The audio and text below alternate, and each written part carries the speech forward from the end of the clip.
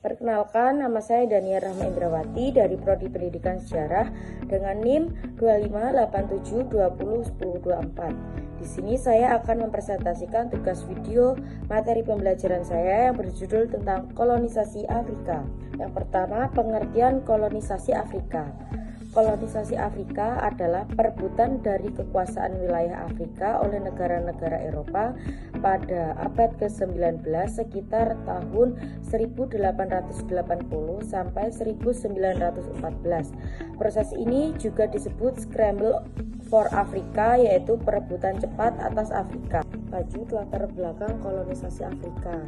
Yang pertama, A. Revolusi Industri 1750 sampai 1850. B.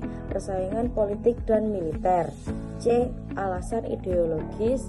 Dan yang terakhir D. Penemuan jalur dan teknologi baru. Lanjut, Kongres Berlin pada tahun 1884 sampai 1885. Keputusan penting yang pertama yaitu negara Eropa yang menguasai sungai Niger dan Kongo diakui secara internasional. 2. Pembagian Afrika dilakukan tanpa melibatkan masyarakat Afrika. 3. Memicu pembagian wilayah secara agresif pada tahun 1880 sampai 1914. Hasilnya, tahun 1914 hanya 2 negara di Afrika yang masih merdeka, yaitu yang pertama Ethiopia dan yang kedua Liberia. Dampak positif dan negatif dari kolonisasi Afrika.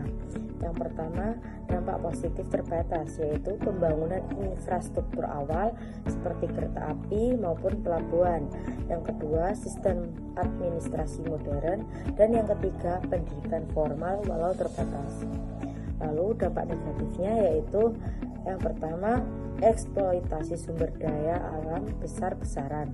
Yang kedua, perbudakan dan kerja paksa terutama di Kongo, Belgia. Serta yang terakhir, pemiskinan sistematis masyarakat Afrika. Perlawanan Afrika terhadap kolonialisme. Yang pertama, Ethiopia dipimpin oleh Menelik II menang atas Italia, Perang Adwa pada tahun 1896.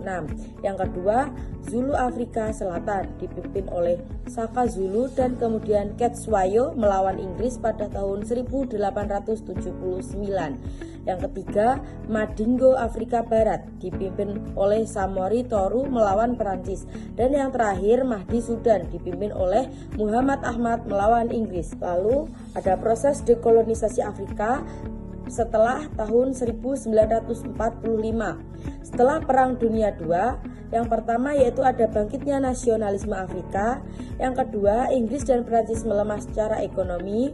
Yang ketiga, PBB mendorong kemerdekaan. Serta kemerdekaan penting, yang pertama Mesir pada tahun 1952, Ghana pada tahun 1957. Ghana adalah negara Afrika Sub-Sahara pertama yang merdeka.